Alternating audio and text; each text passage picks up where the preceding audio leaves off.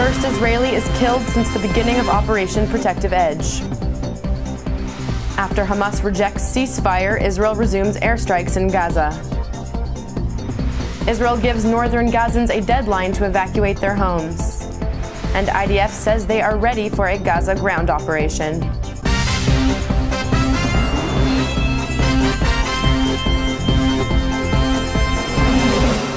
Shalom and welcome to the Jerusalem Post News. Today is Wednesday, July 16th, and we are bringing you another update on the escalating Israel-Gaza tensions.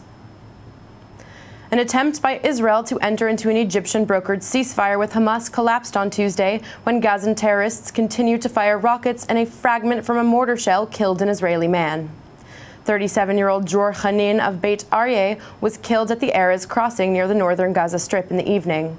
Khanin was volunteering to distribute food to soldiers at the border crossing. He is the first Israeli to be killed by enemy fire during Operation Protective Edge.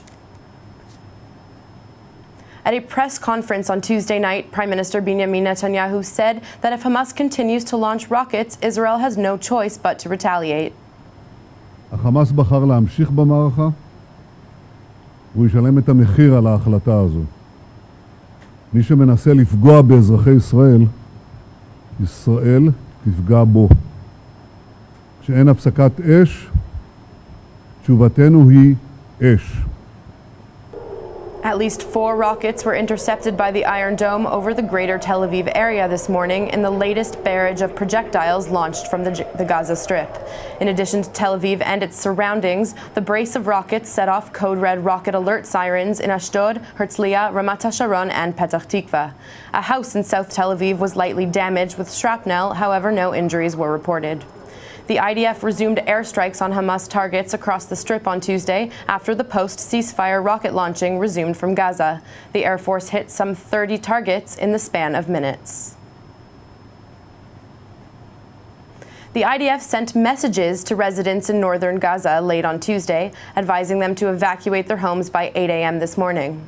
According to Israeli media reports, the IDF then delayed operations to allow Gazans more time to evacuate their homes. They also dropped leaflets for residents in northern Gaza and sent recorded messages and placed calls warning civilians to leave and distance themselves from Hamas operatives as part of the Israeli efforts to minimize civilian harm ahead of potential strikes.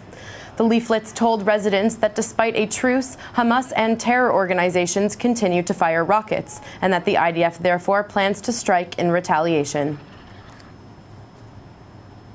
If ordered into the Gaza Strip, IDF ground forces say they are ready for whatever they may encounter, be it anti-tank missiles, heavy urban combat, subterranean warfare, or other challenges. An IDF source said that this is the combat that characterizes a terror organization. The IDF has maintained large numbers of ground forces on the Gaza border since the beginning of Operation Protective Edge. According to security sources, Hamas planned to employ bomb-filled tunnels to facilitate large-scale killing sprees and kidnapping attacks on the border throughout the operation. Officials believe only a ground maneuver can truly deal with the growing threat of tunnels that straddle the border. That's all for today. Don't forget to check out jpost.com and our Facebook page for more information about Operation Protective Edge. Until tomorrow, shalom from the Jerusalem Post studio.